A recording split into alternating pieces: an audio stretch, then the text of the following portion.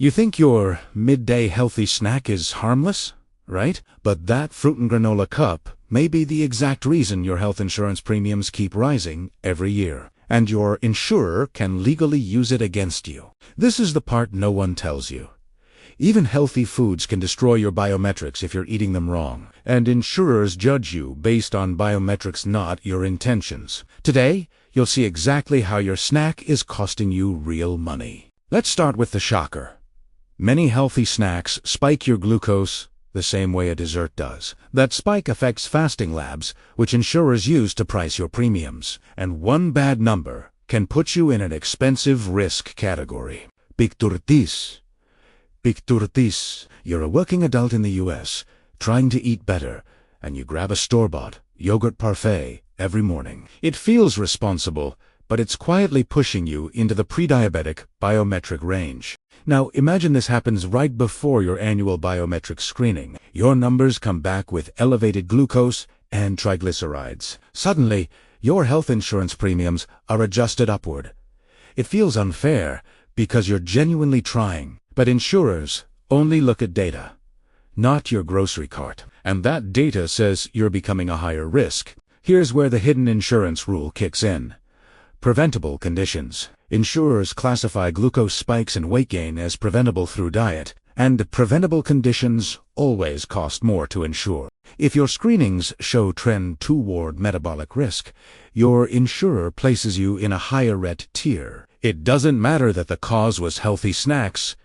The numbers alone trigger the price increase. Many U.S. employers now use wellness programs tied to premiums. They offer lower rates only if your biometrics hit certain goals. And one surprising snack habit can disqualify you instantly. Your fasting glucose hits 103 instead of 94. That tiny difference can cost you $40, $120 more every month. Over a year, that's up to $1,440 gone. Your triglycerides climb because your healthy granola has hidden sugars. That raises inflammation markers. And inflammation is the #1 red flag insurers monitor. Here's what insurers see.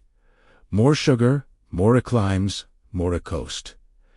It's cold and analytical, but that's the system every American lives under. Many snacks labeled fit, natural, or low-fat are sugar bombs. They create metabolic stress your insurer interprets as long-term risk, and risky people pay more.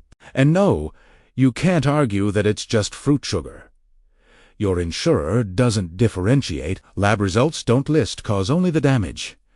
The worst offenders? Yogurt cups, fruit smoothies, acai bowls, trail mix, granola bars, dried fruit, and flavored nut packs. All of them marketed as healthy, all of them capable of raising your premiums. U.S. adults often eat these between meetings, on commutes, or late at night, and late-night spikes hit your labs even harder. Insurers reward stability, not swings. Now here's the financial punch. One bad screening year resets your entire premium tier. And it usually stays that way for 12 months. That's how one healthy snack becomes a $1,000 mistake. Insurers categorize prediabetes, high triglycerides, and elevated BMI as preventable dietary issues. This makes you ineligible for preferred rates. And preferred rates are where the savings are. They don't look at how often you exercise, how healthy you cook, or how hard you're trying. They look at the lab, and the lab is unforgiving. Why does food have this much power? Because insurers see food-driven issues as proof of behavior. And behavior determines risk. A person who frequently spikes their glucose is likely to file claims for diabetes, hypertension, kidney issues, or heart problems. That's how the algorithm works. It's not personal, it's predictive modeling. Your snack habits quietly shape the very numbers insurers use to judge you. Not meals, because snacks are what destabilize your biometrics. So, what can you actually do to stop this? First, switch to snacks that keep your glucose flat. Your insurer will never know, but your labs will.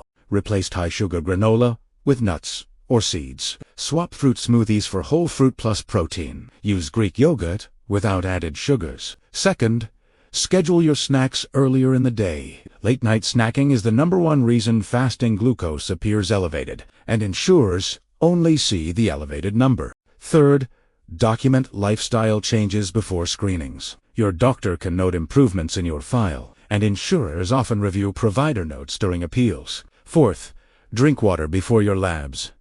Mild dehydration concentrates glucose, and that can bump you into a worse tier. Fifth, don't fast longer than recommended. Overfasting can spike glucose due to cortisol release, and insurers don't forgive stress-related spikes. The truth is, you have more control than you think. Small food adjustments completely change your biometric profile, and that profile decides your premiums. Remember, insurers don't judge character, they judge chemistry. If your chemistry says risk, your wallet suffers. If your chemistry says stable, you save hundreds. Your healthy snack may be sabotaging your financial health more than your physical health. But now you know how to stop it, and how to take control of your labs. This isn't about guilt, it's about awareness. You're playing a system you weren't taught to understand, but now you're finally seeing how it works. Every dollar your insurer charges is tied to a number on a lab sheet, and every number on that sheet is tied to something you eat, especially the things you think are harmless. So, treat your snacks like financial decisions, because that's exactly what they are. What you eat today decides what you pay next year. One small food habit can save you hundreds or cost you thousands. The choice is yours, and the solution starts with your next snack.